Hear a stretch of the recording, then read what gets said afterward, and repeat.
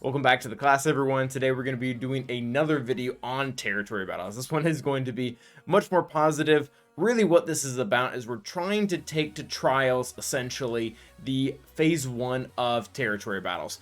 I just did a stream earlier today running a number of teams. We have footage from that, and this isn't really trying to be like the overall best guide of what exact teams you have to use, but what we're trying to do is get an idea of what we're really up against. And some teams, we will actually talk about a lot of teams that might have some viability across the three, and hopefully teams that we have already built up at R5. I didn't build any team specifically for this TB. I imagine that I was able to do a lot of things in P1. P2 is going to become a lot more difficult, and then P3 and up probably don't even happen as far as combat missions go. So again, this isn't going to be super talking about like platoons or deployment, like that stuff a lot of my officers hand. I really want to focus in on doing well in the CM battles and talking about which ones kind of matter and which ones kind of don't. So we're going to show a few of them, and then at the very end I'll go through every single battle that I did and kind of give it a small recap. So here we did the initial first battle here in the middle in the mixed zone, and a lot of people I saw were using Starkiller, but I wondered if we could maybe save Starkiller, or rather Emperor Palpatine and Mara Jade, for the dark side node and actually use our Maul Mandos in the middle. Unfortunately, I don't have Canderous geared up, so I wasn't able to do this quite as well as I would have liked to, but we took in Maul Mandos using the dark side and light side combination. Bo-Katan is a huge asset to Maul. I tried to use Maul in LSTB a little bit, and honestly he failed pretty drastically. Well, I used him doing DSTB, but without Bo-Katan and without BAM and without armor, without those units, he really suffers to be able to do anything good. And you can see here under this, this probably isn't the best exact lineup, but it's a great option to use, because one of the things that we're forced to do in P1 of the new territory battle is use Lord Vader over in the dark side node. And while that's cool, and actually that mission is very easy, we're not even going to show, there's quite a few battles that we're not even going to show any footage of, just because you drop them so easily, and Lord Vader is one of those. But you can't use Maul there, so Maul's a great option to use here. I heard a lot of success from people about Starkiller, although I'm getting kind of the same vibes both from Maul as well as Starkiller. As you can tell, this mission just takes forever. You can see that I'll skip around here in the video quite a bit just to be able to get through it quickly. I think the whole thing lasted like 10 minutes, which doesn't seem like that big of a deal right now. But once territory battles really gets going, and we're doing this constantly, especially doing this 2 times a month, I think this could get a little annoying. So I think there's probably a better solution here. Not for success. I think we've already kind of found the teams that can do success, but more so for being able to do it and keep our sanity. For anyone who's wondering, my Maul is Relic 7s, as is my BAM and Django, and Watt actually, and Bo-Katan is Relic 5, which most of those are requirements for things, I guess, except Maul and BAM, who are needed for a variety of other things. So we're able to go ahead and take them there. Obviously, you guys can tell we're going to be able to use them successfully. And one of the other things that this kind of allowed me to do, or didn't really allow me to do, but one of the ways that I was able to organize my teams after this was we were able to go in and use Sith Empire in the dark side node. And I was actually really impressed with how well they did. They have a whole lot of control, and they really seem to have everything they need to be able to take out the dark side node. So coming in with them now, different from dark side territory battles, we actually have a chance at fearing the leader. There are some phases in dark side or GOTB that just don't have any leader, and you can't fear anyone, and that's really annoying.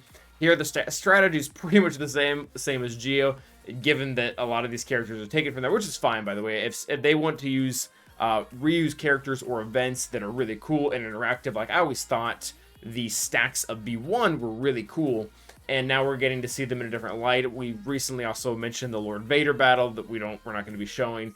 It was really cool because it's actually pretty much the phase 2 is taken straight out of the Lord Vader and JMK events, which those were really aesthetically pleasing. So I'm glad they went out of their way to use them again. But you can see this battle here, especially with Talon, seems to be really clean. As far as relic levels go, I have Relic 5 on everyone, and then Relic 7 on Malgus. So nothing too extreme, and even I have specific GAC modding here, which is a little weird considering that means they have crit avoidance arrows on everyone, which that isn't really that good for every other game mode, because the crit avoidance that the Darth Revan team gets is from, or the Malgus team is from the GAC Omicron, so it's not all that helpful.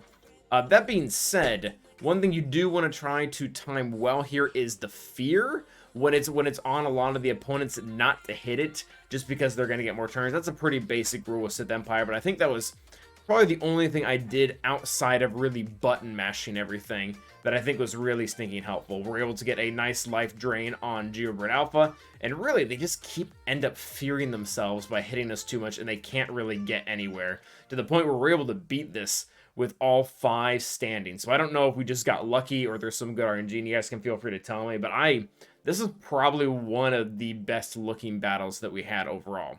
That being said, I don't think we played this correctly by using Maul in middle and using our Malgus, and we also used an SLKR team in dark side to get really good scores. But then for C is really going to struggle, at least in this P1 dark side, and I think probably even ultimately later on too. The team just doesn't have a lot of recoverability without a lot of the better units. Even like we use Palpatine here, I think would have been better, and I don't have footage of this nor have I tried, but what I'm going to try, probably again not in P2 because I won't be able to, but maybe when we do this again in a couple weeks will actually be, I'll try to do Emperor Palpatine, Mara Jade, and then C and Vader and Piet, and just try to see how those work. I was told that the Imperial Troopers actually don't do well in a lot of this, just because they get stuck behind certain things and there's a lot of days that goes around, although I think that's primarily in the light side one, so that's probably not really a concern here. I do like how the modifiers are different per planet. That really does add a lot of strategy to this, to where it's not just like picking one overpowered team and going with it. But as you can see here, C isn't doing too hot. We did try to link the 2 characters that are going to be assisting the most, which is Droideka and B1. That way we can build our ult, but at the end of the day, our team is just so squishy, and with us needing to get through 2 waves total, that's going to be really stinking hard. So, of course, we're able to get past this first wave just because of the nature of the wave itself.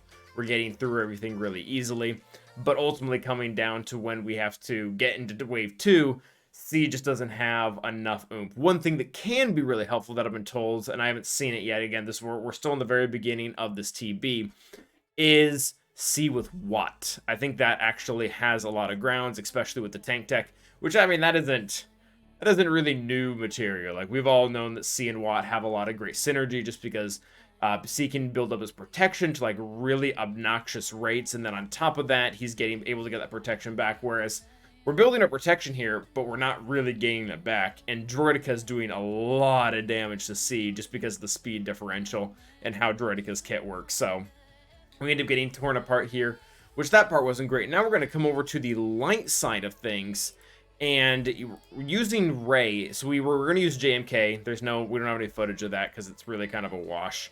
It's very easy. We went ahead and used JTR lead Rey here, and I think this was a mistake as well. I think probably Rey lead is best. I liked a little bit JTR lead for this just because of the amount of exposes.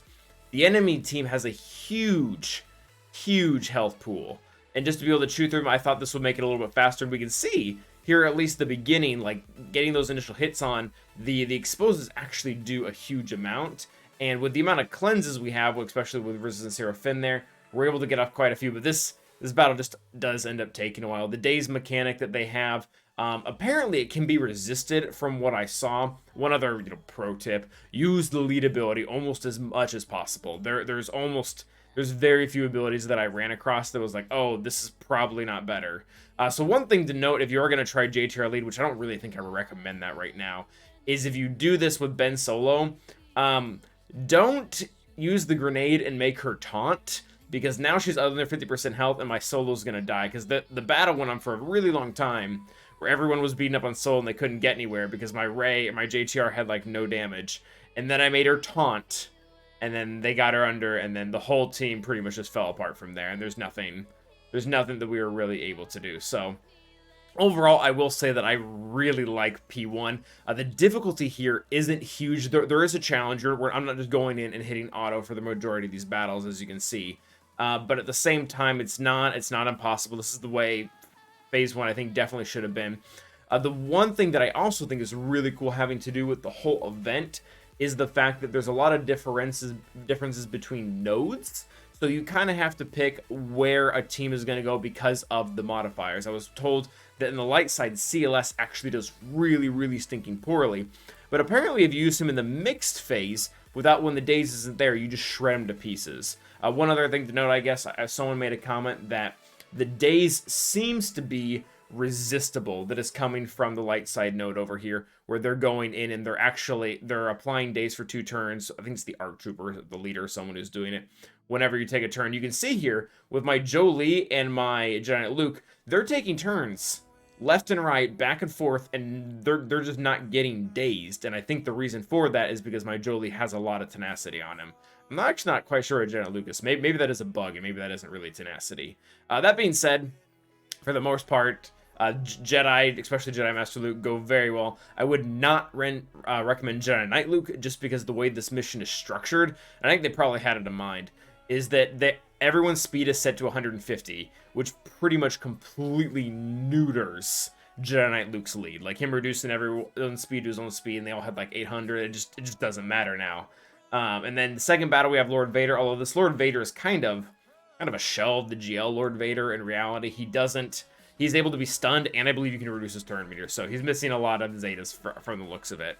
But yeah, overall, really like P1 of the TB. I think this is probably one of the only ones we're going to be able to play for the time being, and that's, I guess I've kind of gotten over it. Like, we'll be able to play P2 and P3 at some point. I have no idea when the rest are going to happen, but we've already made a whole video talking about what's going on there. But yeah, overall, cool. Really love the modifiers. Love the planet aspect. The graphics for this TB are absolutely stunning. I didn't think about it until about halfway through the stream earlier today when we were doing this, but this is the first TB they've had since the Unity engine upgrade, so it makes sense that this is just miles ahead of any of the other TBs that we found so far. So props to CG so far. Again, still not a huge fan of the Relic Gate, especially for the later phases that just seems like a decade away, but for the most part, really cool, really interactive. There's a lot of things to still be figured out. That's not just going in and autoing it to the best of our ability. But that being said, the footage here is about to end, so we're going to bring up all the teams I use. I said I was going to do this at the very beginning. I made some personal notes for myself, so I'll go ahead and share them. So Malgus overall, we saw that team seemed pretty solid. I don't know how guaranteed a 2 out of 2 is going to be there, but I really don't regret it. Lord Vader, he has his mission. It's honestly autoable. It's very fun. For our first order, they won quite handily, but SLKR carries pretty hard. And it's actually the 2 phase waves, or 2 wave phases, or whatever you want to call it, is actually really nice for SLKR because he usually kills his team, most of his team, within the first wave. And the second wave, then he can just wreck them. This is what I want to try next round. I don't know if this is going to work. I think the better way to probably do this is to run Starkiller in the mix zone, and then in the dark side zone to actually run C-Want. But I'm curious as to if this Palp C Mara has any grounds as well. For the Jedi Knight Luke, or the Jedi Master Luke comp that we used in the light side, Shock might have been better than Cam just because she has an extra cleanse for the daze, but these two just were not getting dazed. I don't know if that was a bug or if they just have really good tenacity or what, but that was fine. So JTR lead failed here. This probably isn't the best. I think I'm going to be trying just Ray lead it next time around and seeing where that gets us. And then JMK, I mean, again, I didn't show the footage because it just wasn't relevant. JMK just absolutely destroyed that phase. It wasn't even close. That one was probably autoable as well. So let me know what you guys think. Let me know what teams you're finding out are actually like really good that nobody was expecting, or something that you had hidden that a lot of people might not have at Relics that is actually really good. But yeah, thank you guys for watching. Until the next time, stay awesome.